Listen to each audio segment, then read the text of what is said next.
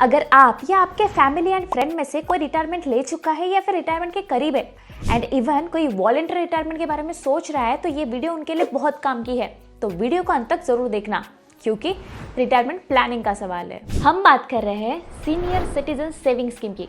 ये एक गवर्नमेंट की स्कीम है जिसमें आप आपके रिटायरमेंट के पैसे इन्वेस्ट कर सकते हो।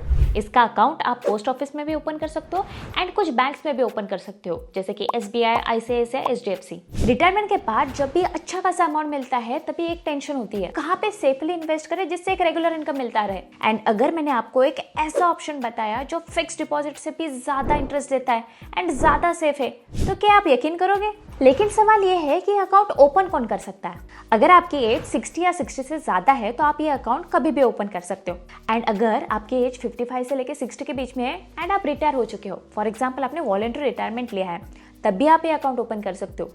बट याद रखना 55 से लेकर 60 के बीच में लोगों के लिए एक स्पेशल कंडीशन है, उनको अपना रिटायरमेंट फंड मिलने के 1 महीने के अंदर ये अकाउंट ओपन करना पड़ेगा। एंड और एक बात, ये जो अकाउंट है वो आप ज्वाइंटली भी ओपन कर सकते हो आपके स्पाउस के साथ, मतलब हस्बैंड या वाइफ के साथ। उनकी एज यहाँ पे मैटर नहीं करती है। अब सवाल ये है कि आप इसमें कितना अमाउंट इन्वेस्ट कर सकते हो। आप इसमें मिनिमम 1000 से लेकर मैक्सिमम 30 लाख तक इन्वेस्ट कर सकते हो। फिर आप एक अकाउंट ओपन करो या फिर मल्टीपल अकाउंट्स। हर पर्सन के लिए मैक्सिमम लिमिट है 30 लाख रुपया।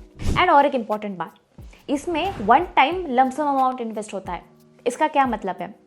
जब भी आप अकाउंट ओपन करते हो तभी आपको जितना अमाउंट चाहिए वो एक ही बार इन्वेस्ट कर देना, क्योंकि बाद में आप एडिशनल अमाउंट उसमें नहीं इन्वेस्ट कर सकते हो।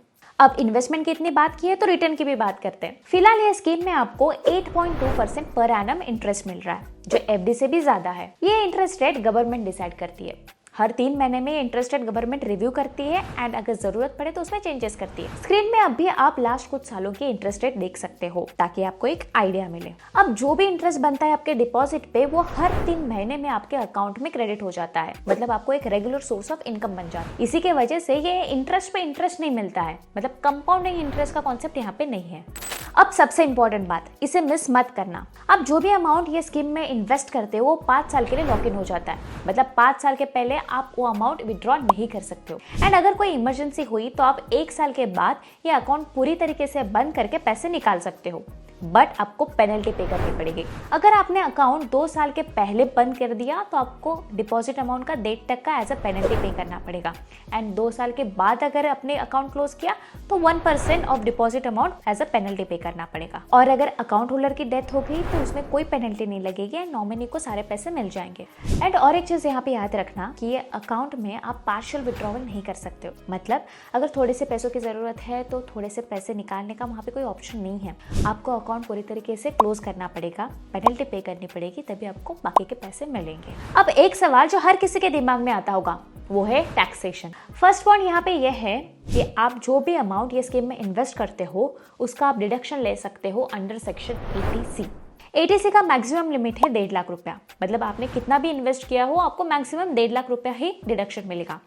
एंड और एक चीज़ याद रखना कि 80C में और भी चीज़ें आती है, जैसे कि PPF, LIC प्रीमियम, तो ये सबका मिला के मैक्सिमम लिमिट है 1.5 लाख रुपया। एंड और एक इंपॉर्टेंट बात यहाँ पे ये है कि ये जो 80C में जो रिडक्शन मिलता है वो आपको सिर्फ ओल्ड टैक्स रेजिम में मिलता है। अब बात करते हैं इंटरेस्ट इनकम की। ये जो 3 महीने में आपको इंटरेस्ट मिलता है वो टैक्सेबल है, वो आपके टोटल इनकम में ऐड होकर उस पर भी टैक्स लगेगा। एंड इवन अगर 1 साल में 50,000 से ज्यादा आपको इंटरेस्ट मिला तो उसमें 10% TDS भी कट करेंगे। अब ये TDS से बचने का कोई रास्ता है भी या नहीं?